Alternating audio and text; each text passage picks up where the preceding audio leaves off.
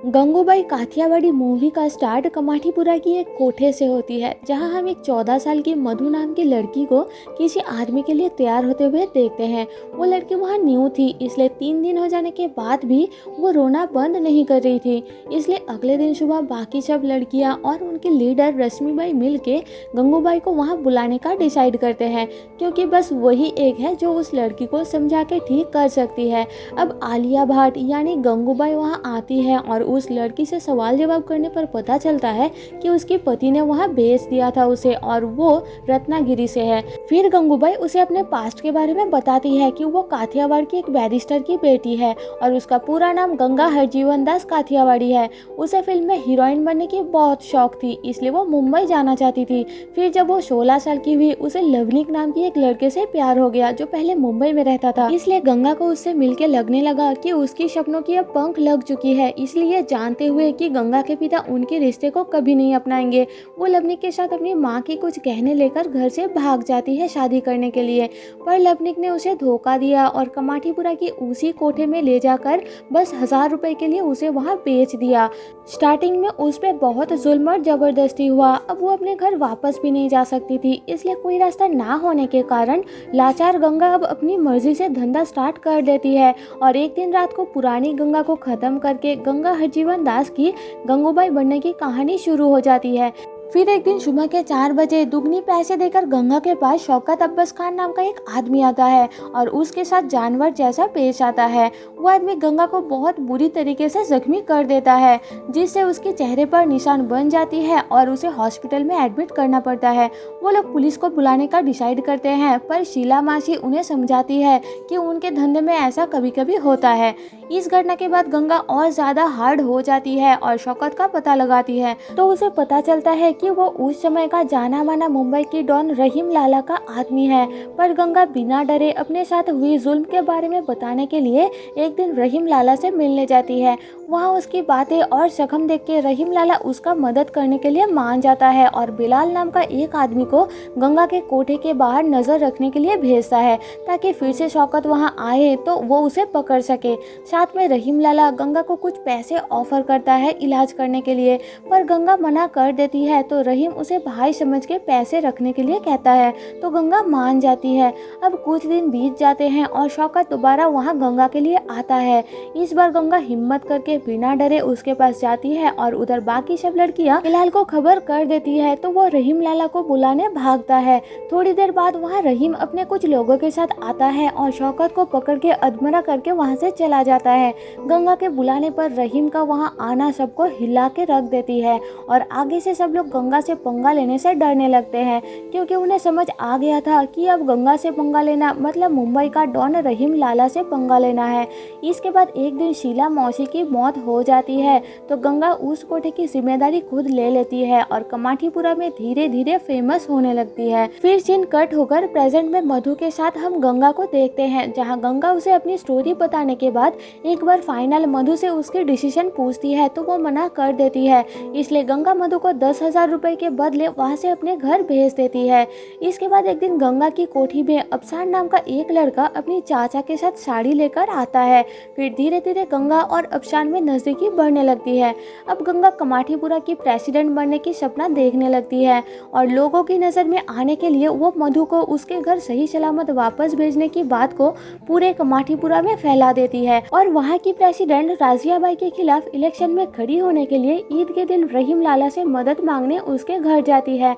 वहाँ वो रहीम को समझा के उसकी दारू की बिजनेस संभालने का डिसाइड करती है, ताकि रहीम का बिजनेस पार्टनर बन के वो फेमस हो जाए और प्रेसिडेंट बनने के बाद कमाठीपुरा की औरतों की मदद कर सके। रहीम लाला मान जाता है और उसके बिजनेस में गंगा को भी पार्टनर बना लेता है और यहाँ से गंगा बन जाती है गंगूबाई माफिया क्वीन।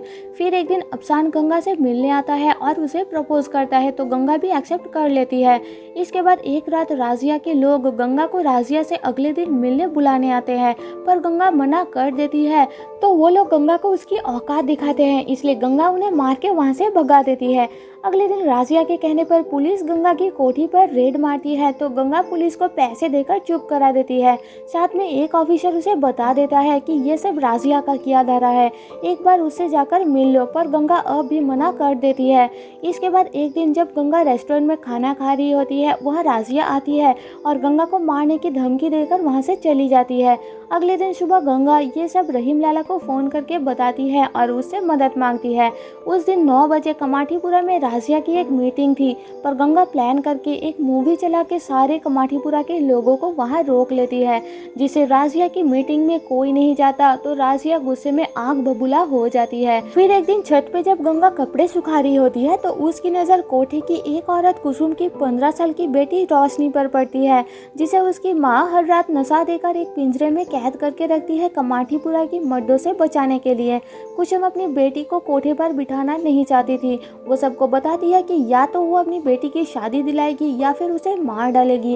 इसलिए गंगा अफसान के घर रोशनी का रिश्ता लेकर जाती है। वहाँ अफसान शादी के लिए मना कर देता है तो गंगा उसे समझाती है कि वो ये सब इलेक्शन के लिए कर रही है ताकि जीतने के बाद वो कमाठीपुरा की औरतों के लिए कुछ कर सके। तो अफसान मान जाता है और गंगा अपनी प्यार की कुर्बानी देकर उन दोनों की शादी तय कर देती है। और पहली बार गंगा की वजह से कमाठीपुरा की गली में बारात आती है और उन दोनों की शादी हो जाती है। इधर गंगा इलेक्शन जीत जाती है और इस खुशी में सब जश्न मनाते हैं। गंगा सबका शुक्रिया अदा करती है और किसी से बिना डरे जीने का सिखाती है। अब कमाठीपुरा में पुलिस की रेड्स बढ़ने लगती है। फिर गंगा के कोठे की एक लड़की अपनी बीमार माँ को देखने जाती है तो गंगा को अपनी माँ की याद आती है और वो अपनी माँ को फ़ोन करती है तो उसकी माँ बताती है कि उसकी पापा की डेथ हो गई है। ये सुनकर गंगा बहुत दुखी हो जाती है। फिर वो सब मिलकर नवरात्रि मनाते हैं। इसके बाद गंगा रहीम लाला के पास जाती है, जहाँ उसे पता चलता है कि कुछ लोग कमाठीपुरा को तोड़ के वहाँ बड़ी बिल्डिंग्स बनाना चाहते हैं और कमाठीपुरा के साथ लगा स्कूल के प्रिंसिपल ने कोठा बंद करने के लिए कोर्ट में पिटीशन डाला है। तो रहीम लाला गंगा को समझाता है कि बिल्डर को तो वो संभाल लेगा, पर कोर्ट की लड़ाई गंगा को खुद लड़नी होगी। अगले सीन में हम देखते हैं कि लोगों की भीड़ गंगा के कोठे के बाहर उसे बंद कराने के लिए प्रोटेस्ट कर रही है और गंगा अपने कोठे के बच्चों को एडमिशन दिलाने के लिए उसी स्कूल में जाती है, जहां उसकी मुलाकात एक जर्नलिस्ट के साथ होती है, जो एक दिन गंगा का इंटरव्यू लेने के लिए उसके कोठे पर आता है। पर गंगा के पास्ट के बारे में पूछने पर उसका मूड ऑफ हो जाता है और वो इंटरव्यू रोक देती है। और इधर स्कूल वाले गंगा की बच्चियों को पीटकर वापस भेज देते हैं। ये देखकर वो जर्नलिस्ट उनकी भी फोटो ले लेता है। इसके बाद गंगा की दोस्त कमली माँ बनती है और उसकी हालत बहुत ज्यादा बिगड़ने के कारण उसकी मौत हो जाती है, जिससे गंगा बहुत उदास हो जाती है। इसके बाद एक दिन वो जर्नलिस्ट गंगा को मिलने आता है और उसे बताता है कि उसने गंगा और उसकी बच्चियों की फोटो एक मैगजीन में डाला है, जिसे देख के गंगा बहुत खुश होती है। जर्नलिस्ट गंगा को बताता है कि कुछ दिन बाद आजाद मैदान में औरतों के हक के लिए एक रैली होने वाली है, जिसमें उसने गंगा का नाम लिखवाया है और गंगा को वहां आकर उन जैसे औरतों की बच्चों की पढ़ाई का मुद्दा उठाने को बोलता है और उसके लिए एक भाषण भी लिख के ले आता है। तो गंगा मान जाती है और उस रैली में चली जाती है। वहाँ गंगा के भाषण देने की बारी आती है तो वो जर्नलिस्ट का दिया हुआ भाषण फाड़ देती है और अपने दिल से अपने मोहल्ले की बात सब लोगों के सामने रखती है। वो बहुत ही बहादुरी से अपने मोहल्ले की प्रॉब्लम्स, जैसे कि उन्हें बेघर करना और उनके बच्चियों को स्कूल ना जाने देने की बात सबके सामने रखती है। सब उसकी भाषण से इम्प्रेस हो जाते हैं और एक दिन मोहल्ले का नेता त्रिपाठी गंगा से इलेक्शन के लिए मदद मांगने आता है। तो गंगा उसे उनका मोहल्ला बचाने के लिए कहती है, पर त्रिपाठी बताता है कि स्कूल की बात अब प्रधानमंत्री तक पहुंच चुकी है। तो गंगा उसे उसकी मीटिंग पीएम से कराने के लिए कहती है और इस तरह से अपनी मोहल्ले को बचाने के बदले गंगा त्रिपाठी को इलेक्शन में मदद करने के लिए मान जाती है। फिर पीएम से मिलने जाने के दिन गंगा जर्नलिस्ट को बताती है कि वो पिछले 15 साल से कमाठीपुरा छोड़ के नहीं गई, वो अभी तक लवनिक का इंतजार करती है। तो जर्नलिस्ट उसे समझाता है कि अगर लवनिक उसे दोबारा मिला तो वो फिर से कमज़ोर हो जाएगी, उसकी सारी लड़ाई खत्म हो जाएगी। फिर गंगा पीएम से मीटिंग करने के लिए दिल्ली जाती है और प्रोस्टिट्यूशन को लीगल करने और उसकी हक को बचाने के लिए रिक्वेस्ट करती है। साथ में वो अपने मोहल्ले को बचाने के लिए कहती है तो पीएम उसके मोहल्ले को बचाने के लिए मान जाता है और प्रोस्टिट्यूशन को लीगल करने के लिए कमेटी बनाने का बात करता है। मूवी के एंड में बताया जाता है कि गंगा के कारण वो मोहल्ला और 4000 औरतें बेघर होने से बच जाती है। साथ में उनकी बच्चियों को स्कूल जाने का भी हक मिल जाता है। गंगा जब तक जिंदा रही प्रोस्टिट्यूट्स के हक के लिए लड़ती रही और आज भी कमाठीपुरा की गलियों में उसके पोस्टर्स लगे हुए हैं। इस तरह से हीरोइन बनने की सपना देखने वाली गंगा अपनी लाइफ का फिल्म ही बना डालती है और इसी के साथ मूवी यहीं पर खत्म हो जाती है। तो दोस्तों, जाने से पहले आपसे एक रिक्वेस्ट है कि एक्सप्लेनेशन पसंद आए तो मुझे सपोर्ट करने के लिए चैनल को सब्सक्राइब और वीडियो को लाइक कर देना, जिससे मेरे चैनल को ग्रो करने में काफी मदद हो जाएगी। मिलते हैं आपसे मेरे नेक्स्ट वीडियो में, तब तक के लिए stay safe and tata bye bye.